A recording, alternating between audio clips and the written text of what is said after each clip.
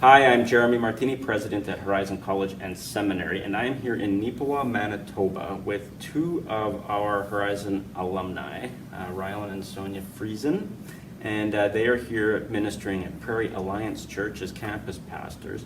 But you guys have a really interesting thing going on here. So tell us a little bit about Prairie Alliance Church, because this isn't the only Prairie Alliance Church. Mm-hmm. Right. Yeah. So how does this work? What's this kind of correct? Yeah. So we are a multi-site church.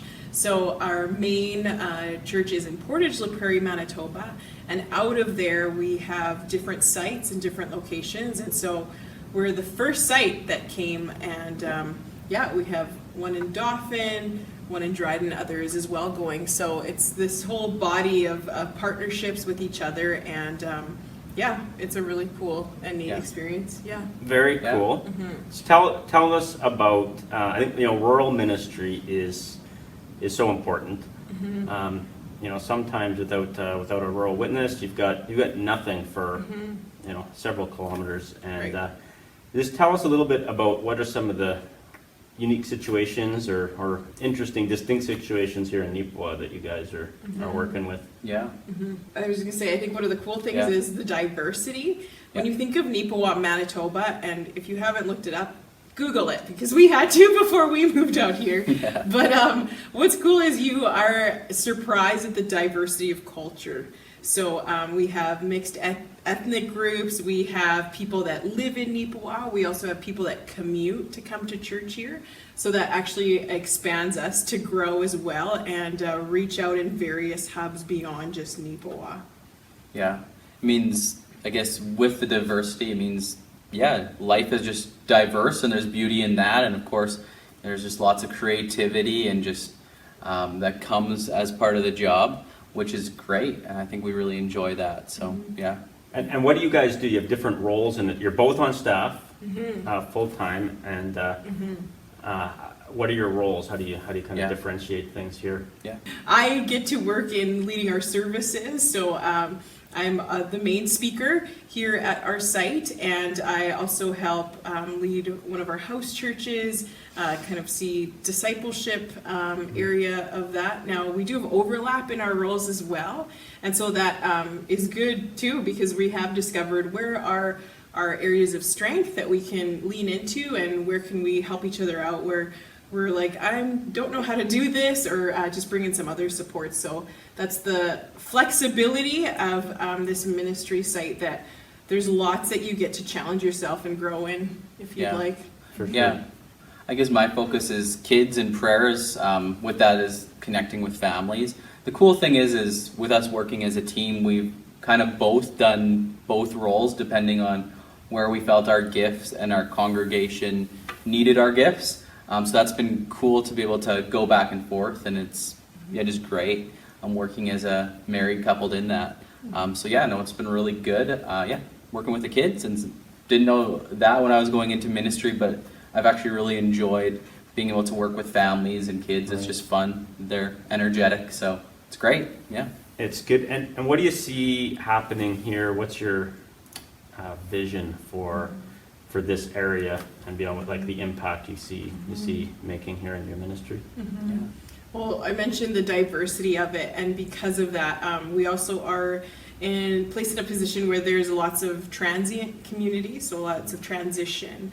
And so what we have learned and continue to dive into is, listen, we may have a short amount with these people, but what we want is to have strong and healthy discipleship. So regardless if they stay here or not, they're not only being transformed by Jesus, but allowing others to come in and be transformed by Jesus by the way that they learn to walk with him. And so that's one of the beauties that we love about that. Sometimes it can feel like, oh man, we're losing another one because they're moving. But actually, it's a win for us. We had one family who recently moved this summer, and they wrote us and they said, we found Jesus here.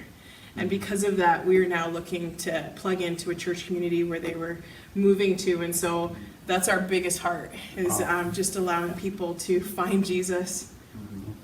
Yeah. What do you say?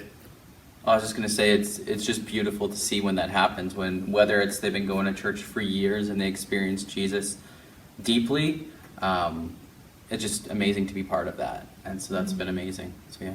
And okay, one last question is, so when you finished up and you were working in the city, rural church ministry wasn't your top of your list, right? You weren't scouring the Nepawas of the world.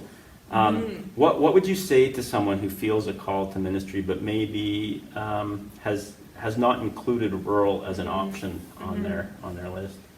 For one, I would say get a good pair of hiking boots because you'll need them. Your city boots won't do well out here. I think when we look back at our story, yeah, like you said, we weren't envisioning looking at small town or rural ministry at all. And now that we're in it, we're like, man, God knew what we also needed. It has refined us. It has allowed us space to grow beyond what we even thought was imaginable in rural ministry. And I think it's too bad that we didn't really have a focus of it before, because now that we're in it, it makes sense. We have all these pockets and all these places where people need Jesus. They need a healthy and strong church. And man, isn't that what we're called to do, is to come into those places and create spaces for people to find him. And so that goes beyond the cities, and that's a beautiful thing. And what's even cool is some of these places you're coming into, man, the level of creativity that you're allowed and like can tap into that maybe you couldn't in a city, just because it looks very different. And so yeah, we're big champions of rural ministry now, and we both own hiking boots. Yeah, which has been great. And I think another dynamic is just with the smaller community, you do have an opportunity to meet the same people and reconnect. And there's a beautiful thing that comes where you can not only be able to be a pastoral presence in your church community, but in your community, where a lot of people who are gifted in the everyday conversations, if you're in a rural town, that also has a evangelistic and an outreach strength to it, because you can get to know people and get to know people again, and it builds and creates relationships. So it's a really great place to share Jesus, to build his kingdom, and it's just been amazing to see what God does in that. And God works just as much in rural hubs as he does in the cities. Who knew? He's everywhere. I mean, I should have known from Bible college that, but it's been amazing. Yeah. Jesus was mostly rural, so there you go. Yeah. So, well, really proud of you guys and excited about what you're doing. Thanks. And, Thank you. And thank you. And persevere and keep hiking. So, Thank you. Yeah, thank you. God bless. Thank you.